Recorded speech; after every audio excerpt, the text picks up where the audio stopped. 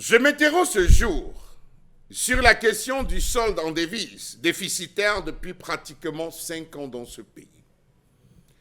Des statistiques issues du guichet de la Banque centrale nous apprennent que depuis 2020, le solde des opérations économiques du Cameroun a atteint un pic négatif de plus de 1600 milliards de francs CFA. Une sorte de gifle statistique qui met à nu la mauvaise gouvernance, l'incurie et l'irresponsabilité de ceux qui nous gouvernent. Pendant que les autres pays de la CEMAC affichent des soldes positifs en devises au guichet de la Banque centrale, le Cameroun est le seul pays constamment en déficit. Une fuite annuelle moyenne de plus de 800 milliards de francs CFA entre 2020 et 2024. Lorsqu'on essaye de calculer, on se rend compte que c'est l'entrée des étrangers, une grande partie des étrangers qui sont rentrés au Cameroun et qui opèrent sur le plan pratiquement économique, qui se retrouvent quelque part, de l'avis de certains experts, à provoquer ce problème. Comment comprendre cette situation dans laquelle se trouve le Cameroun? Comment expliquer ce déficit criard et cette disparité par rapport à d'autres zones économiques du continent? Voilà que de manière éclatante, cette situation démontre l'ampleur de l'échec du gouvernement camerounais. Savez-vous qu'il y a nettement plus de sorties de devises que d'entrées de devises au guichet de la Banque centrale pour les opérations qui sont faites à la Direction nationale pour le Cameroun, comparé à ce qui est fait dans d'autres pays dans la zone CEMAC? Comment est-ce qu'on explique ça? Qu'il y ait plus de sorties de devises que d'entrées de devises.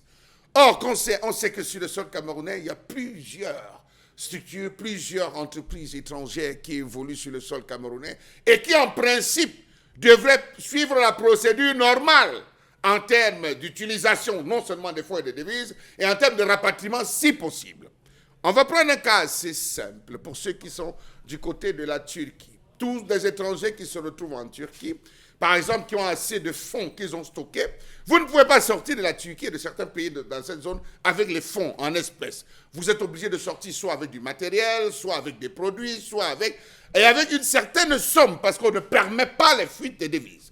Comment est-ce qu'on arrive à ceci qu'au Cameroun, on se retrouve là comme ça, tout observé.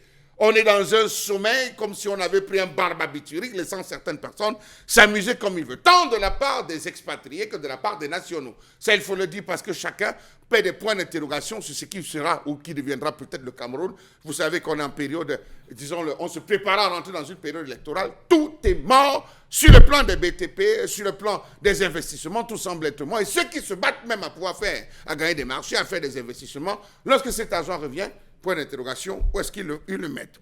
Comment comprendre que les opérateurs économiques rapatrient moins de devises qu'ils n'en sortent? Un signal grave de perte de confiance et d'inefficacité du système économique national. Les politiques économiques menées par le gouvernement n'inspirent ni confiance ni stabilité, au point où les investisseurs préfèrent faire circuler leur argent ailleurs.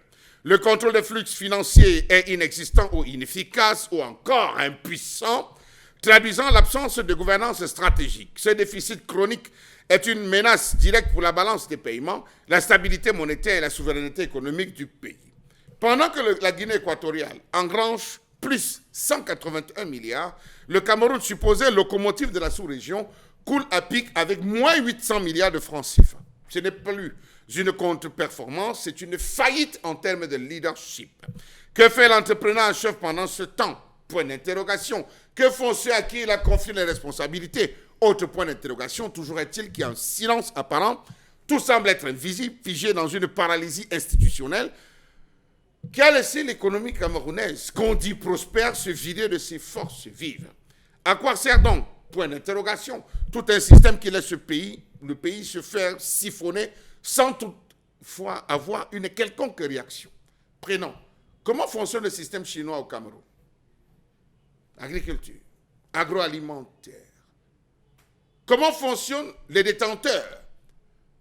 Point d'interrogation. De nos cafétérias. Ceux qui ont les cafétérias, ceux qui font dans le textile. Comment est-ce que fonctionne ce secteur? Vous allez vous rendre compte, enquête menée, que la majeure partie de ces expatriés qui sont au Cameroun n'ont même pas un compte bancaire au Cameroun. La majeure partie bloque l'argent, garde l'argent au moment de partir. Lorsqu'un frère voyage pour aller dans X ou Y pays, on se déplace tout simplement avec l'argent qu'on aura travaillé. Quelles sont les méthodes donc qui sont mises en place pour pouvoir contrecarrer? Question. À quoi servent donc des dirigeants qui observent sans agir pendant qu'on pille la maison? Savez-vous que la moyenne calculée sur la période de 2020-2024, notamment en 2023, est de moyenne de moins 800 milliards de francs CFA tous les ans au Cameroun? La situation du Cameroun est complexe car le pays contribue significativement aux réserves de change de la CEMAC, mais subit en même temps une fuite importante de devises. L'amélioration de la situation économique du pays nécessite une meilleure gestion des flux de devises et une diversification de son économie pour réduire sa dépendance aux importations et améliorer sa balance commerciale. Plusieurs autres facteurs contribuent à cette fuite massive de devises au Cameroun. On peut d'emblée citer le rapatriement insuffisant des recettes d'exportation, point d'interrogation. Bien que le Cameroun ait enregistré un rapatriement de 644 milliards de francs CFA en 2019, le suivi et la mise en œuvre des mesures pour un rapatriement effectif restent un défi. L'importation massive des produits pétroliers par les pays de la CEMAC, y compris le Cameroun, entraîne une fuite importante de devises. En ce qui concerne précisément les compagnies pétrolières, les revenus provenant de leur activité au Cameroun et dans d'autres États de la zone CEMAC sont systématiquement cantonnés dans des comptes étrangers, privant la Banque centrale d'une importante marge de couverture en devises du CFA. Les acteurs nationaux dénoncent une évasion des capitaux susceptibles de financer l'économie nationale, alors que les mis en cause évoquent des contraintes liées à la flexibilité financière, aux opérations de paiement et de la planification de nouveaux projets.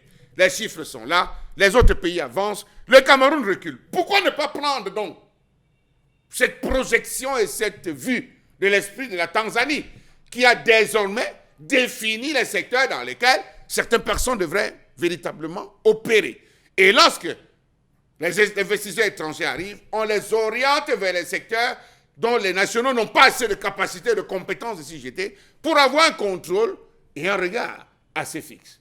Sauf qu'au Cameroun, vous pouvez sortir du Gabon, ouvrir votre salon de coiffure, acheter une moto, appeler votre frère du Gabon, il prend la moto, il devient Bensikina à Douala, peu de temps après, il ouvre un salon de coiffure, il se retrouve à faire dans le salon de coiffure, et après, il ouvre un cafétéria, il fait le cafétéria, juste en bas, il appelle un de ses grands-pères au Gabon, ou à Port-Boîte, qui maîtrise la cordonnerie, il vient s'installer, faire la cordonnerie, et après, demain, vous retrouvez à vous plaindre que tous les secteurs sont tenus. Non. Il faudrait qu'il y ait une autre politique, une autre réforme du système qui se mette en place, mais pour cela, on a besoin de personnes éveillées, très éveillées, mais alors d'un éveil complet. Et cela ne peut passer que par une alternance sérieuse.